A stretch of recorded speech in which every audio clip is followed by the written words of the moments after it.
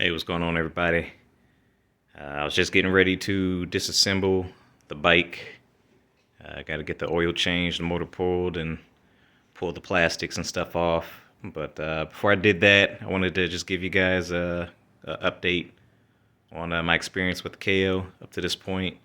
We just completed the first full riding season / racing season with the bike.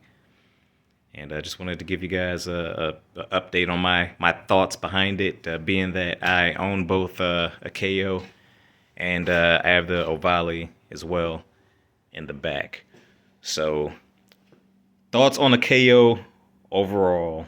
If you've seen my previous video, I was satisfied with the purchase. I am still satisfied with the purchase at this point. The bike has its flaws, but for what it's worth, the money that you spend on getting a bike, I would still recommend getting these bikes. They are not fast out the bat. Just giving you, just warning you up front. If you want to be competitive, you're going to have to spend some money. My son had the Ohvale GPO 110 manual transmission that he ran this past season. And the 150R is probably, being that I'm much heavier than my son, we're probably, kind of neck and neck in terms of lap times and speed overall. So if that kind of gives you any idea of what you can expect in terms of power out the box for these things, I think they run about 10 or 11 horsepower or so at the wheel from the factory. Whereas unfortunately, the class that I had to race this in, just with the displacement, I was in GP Light, so I was up against the 190 Ohvales, and I just could not keep up at all. Not in its current state. I did mention in my last video that if you do some work, you get the big bore kit, exhaust, racing carbs, stuff like that, you'll be good to go to compete with the GP2s and the 190 GPOs.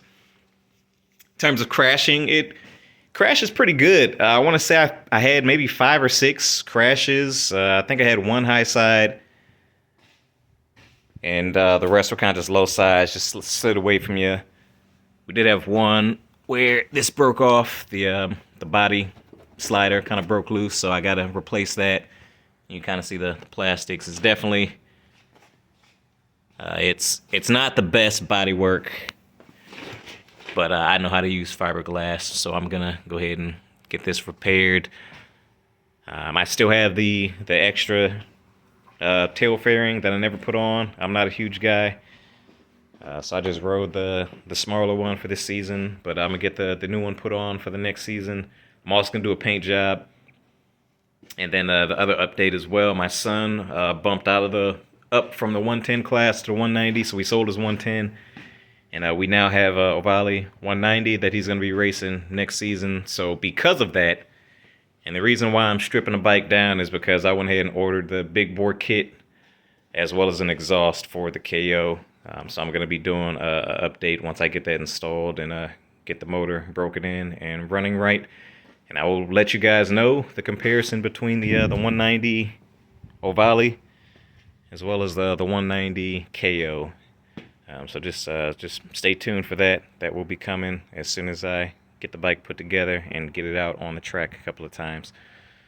So if you guys got any questions, just go ahead and just drop it down in the comments. I'll try my best to get back to you and let you know. But like I said, overall, I like the bike. I think it was a good bike. It's been a great bike, great training tool. It's translated to better skills riding the Gixxer over there on the big track. Basically, after about a few sessions on this bike, the very next time I went out to the big track, I got bumped up to the intermediate class out of the novice class on the big bikes. So it's a great training tool, even if it's just for that. So all right, I'll talk to y'all soon.